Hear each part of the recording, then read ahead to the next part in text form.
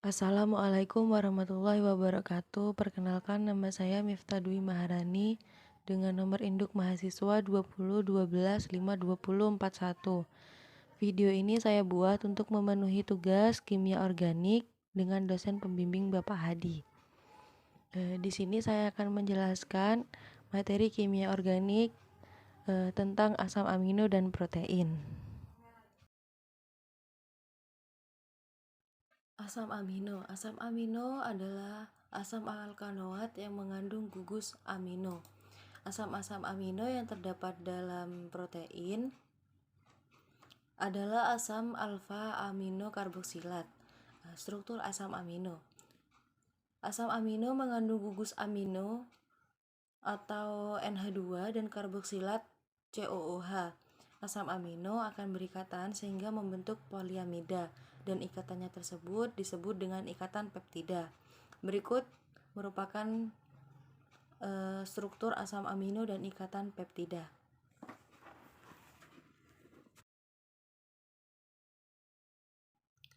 Sifat dan fungsi biologis asam amino. Asam amino itu mengandung gugus yang bersifat basa dan gugus bersifat asam dalam molekul yang sama. Asam amino berdasarkan fungsi biologisnya diklasifikasikan menjadi dua, yaitu asam amino esensial dan asam amino non-esensial. Asam amino esensial sendiri itu asam amino yang hanya diperoleh dari makanan yang dikonsumsi karena asam amino jenis ini tidak dapat disintesis dalam tubuh. Sedangkan asam amino non-esensial, asam amino yang diperoleh dari makanan juga dapat disintesis dalam tubuh. Selanjutnya yaitu 20 jenis asam amino dan klasifikasinya. Dalam protein, tumbuhan dan hewan, hanya terdapat 20 asam amino yang lazim dijumpai. Dari ke-20 asam amino tersebut, 10 diantaranya merupakan asam amino esensial, seperti arginina, histidina, isoleucina, leucina, lisina, metionina, fenilalanina, trionina, triptofan, dan valina. Berikut merupakan klasifikasi asam amino berdasarkan gugus R-nya.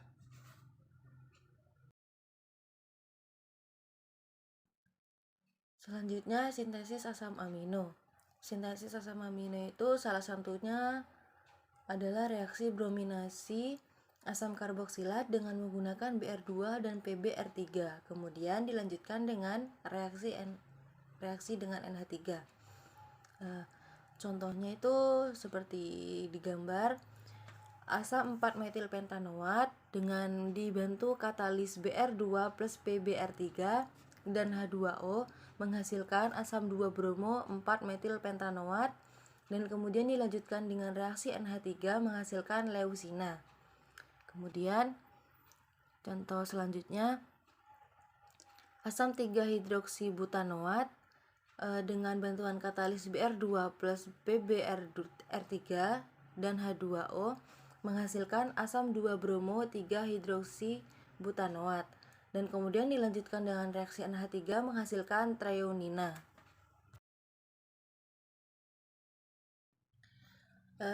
Kemudian reaksi asam amino. Reaksi asam amino itu ada 3. Yang pertama itu keamfoteran asam amino, yang kedua asilasi, dan yang ketiga reaksi dengan ninhidrina.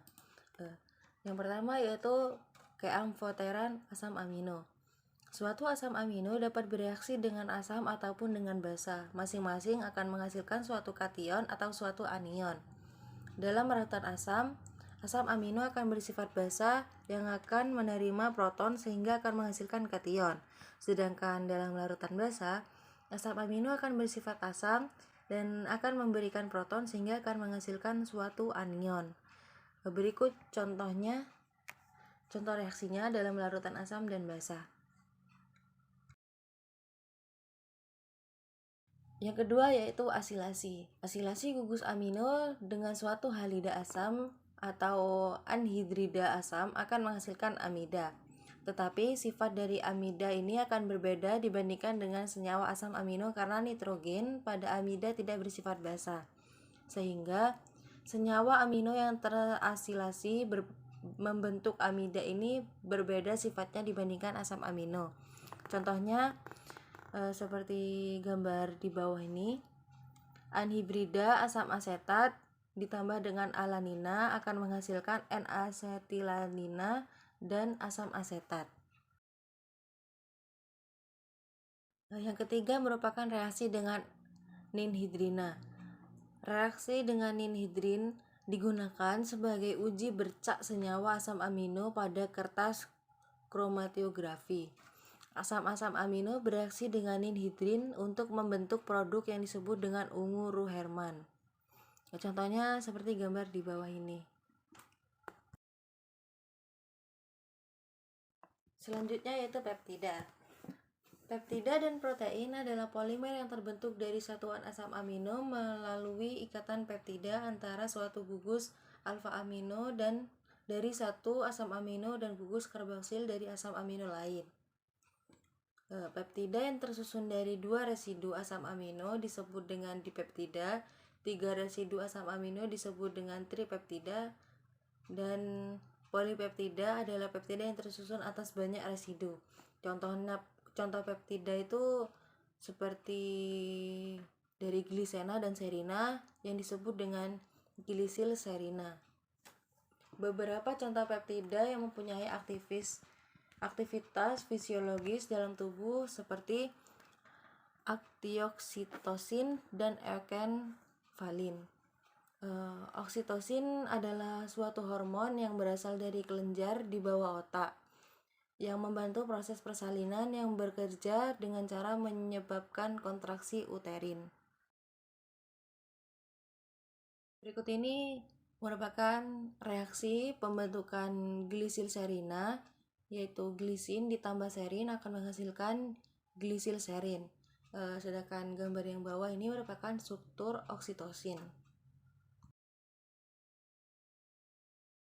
Selanjutnya yaitu protein. Protein adalah suatu polipeptida yang tersusun dari banyak asam amino. Protein merupakan molekul yang sangat vital untuk organisme yang terdapat di semua sel. Rantai asam amino dihubungkan dengan kovalen yang spesifik. Struktur dan fungsinya ditentukan oleh kombinasi jumlah dan urutan asam amino. Protein dalam tubuh dikelompokkan berdasarkan tugas dan fungsi dari protein. Kelompok protein tersebut seperti protein serat, protein globular, dan protein konjugasi. Protein serat disebut juga dengan protein struktural yang bertugas membentuk kulit, otot, pembuluh darah, dan rambut. Protein-protein pembentuk tersebut diantaranya yaitu kolagen yang bertugas membentuk jaringan penyambung, elastin yang membentuk urat dan pembuluh darah, dan keratin yang membentuk rambut dan kuku. Selanjutnya, protein globular. Protein globular merupakan protein larut. Yang terdapat dalam kelompok protein ini adalah albumin, yang terdapat telur dan serum. Globulin terdapat dalam serum. Histon terdapat dalam jaringan kelenjar dan bersamaan dengan asam nukleat. Rotamina yang berhubungan dengan asam nukleat. Selanjutnya, protein konjugasi. Protein ini merupakan protein yang berhubungan dengan suatu bagian non-protein, misalnya seperti gula, yang mempunyai berbagai fungsi dalam seluruh tubuh. Struktur protein. Struktur protein dibedakan menjadi struktur primer, struktur sekunder, struktur tersier, dan struktur kuarter. Berikut merupakan struktur protein. Yang pertama yaitu struktur primer atau residu asid amino, di mana struktur primer itu merupakan rentetan asam amino dalam suatu molekul protein. Selanjutnya yaitu struktur sekunder atau alpha helix atau beta keping. Struktur sekunder ini merupakan bentuk kerangka atau tulang belakang dari suatu protein. Pola lipatan berulang dari rangka protein. Selanjutnya yaitu struktur tersier atau disebut domain. Struktur tersier merupakan antaraksi lebih lanjut dari struktur sekunder yang membentuk bulatan. Selanjutnya yaitu struktur kuarterner atau assemble subunit. Struktur kuarterner ini merupakan interaksi subunit protein tertentu yang membentuk protein besar seperti globin dalam hemoglobin. Kemudian denaturasi protein. Denaturasi protein adalah rusaknya ikatan hidrogen dan gaya sekunder lain dalam protein sehingga menyebabkan hilangnya sifat-sifat struktur yang lebih tinggi. Faktor-faktor penyebabnya itu seperti perubahan temperatur, terus perubahan pH, deterjen, radiasi, dan zat pengoksidasi atau pereduksi. Selanjutnya yaitu enzim. Enzim merupakan katalis yang lebih efisien daripada kebanyakan katalis dalam laboratorium atau industri. Enzim bekerja secara spesifik dan bekerja menurunkan energi aktivasi reaksi sehingga akan mempercepat terjadinya reaksi. Untuk aktivitas biologis, beberapa enzim memerlukan gugus prostetik atau kofaktor, dan kofaktor sendiri merupakan bagian non-protein dari enzim tersebut yang berupa gugus organik seperti ZN12.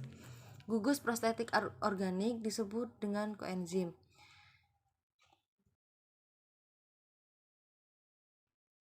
Penamaan suatu enzim umumnya memakai akhiran ase.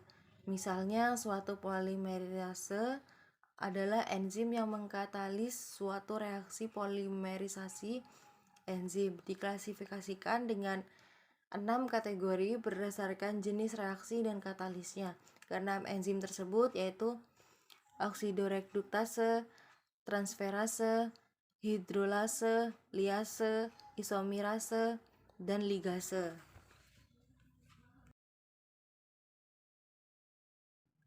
Selanjutnya yaitu uji asam amino. Uji asam amino sendiri itu terbagi menjadi dua, yaitu uji kualitatif dan uji kuantitatif. Uji kualitatif tersendiri itu terbagi menjadi 6, yaitu uji ninhidrin, uji bioret, uji santoprotein, uji milon, uji Hopkins, dan uji nitroprussida. Uji ninhidrin sendiri itu merupakan uji yang sangat sensitif untuk asam amino dengan menggunakan prinsip degradasi asam-asam amino oleh reagen ninhidrin menjadi aldehid amonia CO2 melalui beberapa seri reaksi. Uji ini akan menghasilkan warna biru ungu ketika gugus amino dan gugus karboksil bereaksi dengan ninhidrin. Selanjutnya yaitu uji bioret. Bioret merupakan uji identifikasi untuk protein. Ikatan peptida pada protein akan membentuk kompleks dengan tembaga 2 menghasilkan kompleks berwarna ungu. Selanjutnya yaitu uji santoprotein. Uji ini untuk membedakan antara asam-asam amino aromatik dengan yang tidak mempunyai cincin aromatik. Prinsip reaksinya yaitu nitrasi cincin aromatik menggunakan asam nitrat pekat menghasilkan senyawa berwarna kuning. Selanjutnya yaitu uji milon. Uji ini untuk asam amino tirosin, yaitu satu-satunya asam amino yang mengandung gugus fenol. Reagen milons mengandung merkuri dan asam nitrat atau HNO3 yang sangat korosif dan menyebabkan luka bakar. Gugus fenol dalam tirosin dinitrasi oleh asam nitrat. Senyawa yang mengandung gugus fenol akan memberikan hasil yang positif terhadap reagen milon. Selanjutnya yaitu uji Hopkins-Cole. Uji ini untuk triptofan yang merupakan satu-satunya asam amino yang mengandung gugus indol. Dalam uji ini digunakan asam glioksilat dan asam sulfat pekat. Asam amino triptofan dapat bereaksi dengan asam glikoksilat menghasilkan senyawa yang mengandung produk sikli yang berwarna lembayung. Selanjutnya yang terakhir yaitu uji nitroprussida.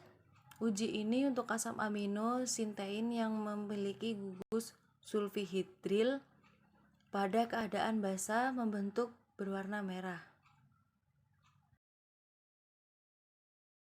Selanjutnya yaitu uji kuantitatif. Uji kuantitatif sendiri itu terbagi menjadi 3, yaitu yang pertama analisis kandungan protein dalam serum dan urin, yang kedua isolasi protein dalam jaringan, dan yang ketiga penentuan aktivitas alfa amilase dalam darah. Analisis kandungan protein dalam serum dan urin dapat dilakukan dengan menggunakan spektrofotometer UV-Vis atau dengan kolorimeter nepalotometer. Standar yang digunakan pada kedua metode tersebut adalah albumin. Yang kedua merupakan isolasi protein dalam jaringan.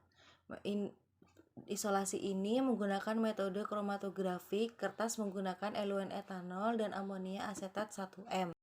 Dan yang ketiga penentuan aktivitas alfa amilase dalam darah. Pada uji ini menggunakan prinsip substrat P-nitrofenol maltoheptaosida atau polimer glukosa yang sering disebut dengan PNP G7 akan dihidrolisis oleh alfa amilase. Itu tadi merupakan penjelasan materi mengenai asam amino dan protein dari saya. Semoga bermanfaat. Sekian dan terima kasih. Wassalamualaikum warahmatullahi wabarakatuh.